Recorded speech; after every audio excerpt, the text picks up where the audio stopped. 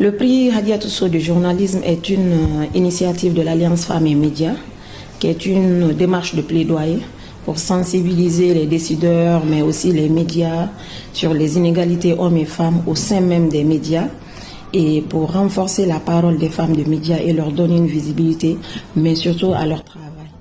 C'est une des pionnières dans le journalisme en Guinée et qui était, semble-t-il, une journaliste de qualité parce qu'elle avait le niveau, mais aussi elle faisait des productions de qualité, elle produisait des émissions, des reportages, elle réalisait des enquêtes journalistiques qui étaient vraiment atypiques. Et pendant son temps, étant rédactrice en chef, reporter, elle a gravi tous les échelons de la chaîne de la production de l'information.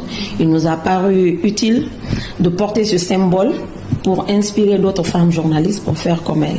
En tout cas, en ce temps, lorsqu'on démarrait en 2009 et même à date, je pense que c'est si le monde a son Pulitzer et d'autres prix, nous aussi, cette dame, elle rentre aussi dans la dynamique du branding parce que c'est un nom du terroir. Aujourd'hui, les gens sont fiers de dire « Ah, tel est prix Nelson Mandela, tel est prix Mo Ibrahima, tel est prix Pulitzer ». Nous aussi, nous avons des talents en Guinée et des personnes qui ont vraiment vécu et qui ont porté haut le flambeau du pays et qui ont vraiment impacté des générations, et il nous semblait quand même important de faire revivre cela pour que la nouvelle génération puisse s'en inspirer et faire mieux.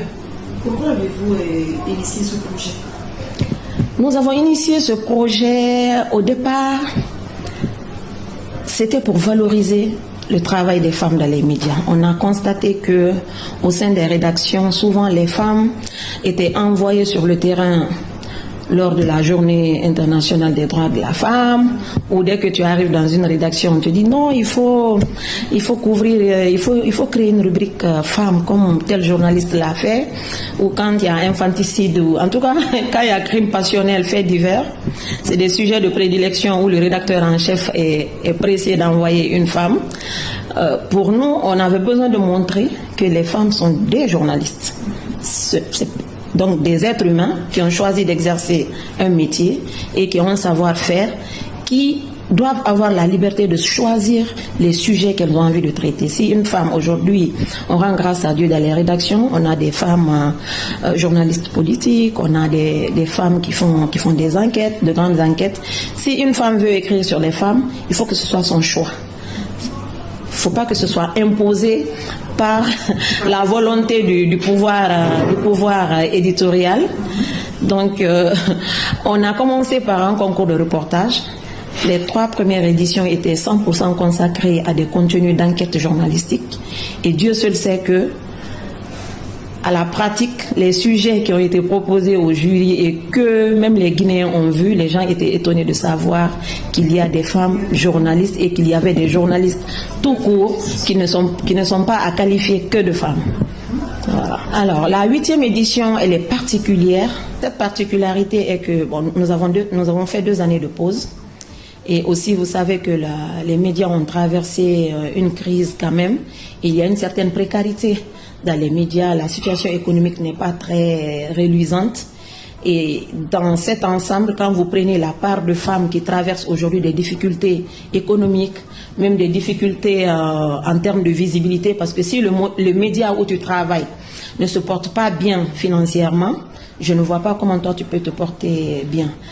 Donc nous avons décidé, avec le comité d'organisation et consultation de beaucoup d'acteurs de médias, de célébrer la résilience médiatique.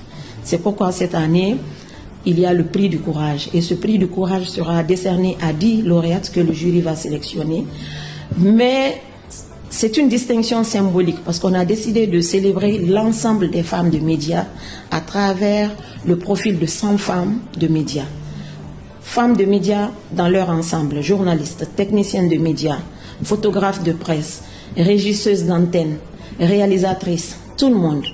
Parce que l'information, c'est une chaîne de production. Ce n'est pas seulement celui qui vient présenter le produit fini. Donc on avait vraiment besoin de sensibiliser les citoyens sur toutes ces personnes, hommes ou femmes, qui contribuent à la production de l'information. Et rappeler à ces femmes que oui, on n'a pas d'argent, on n'a pas de matériel de qualité, On n'a pas un travail avec un contrat bien garanti, mais nous avons notre connaissance, nous savons que nous existons, nous avons des compétences que nous exerçons et nous devons espérer que ce pays, nous faisons partie de la composante des différentes couches. Nous contribuons au quotidien au développement de cette nation. Nous existons, nous résistons malgré les tempêtes.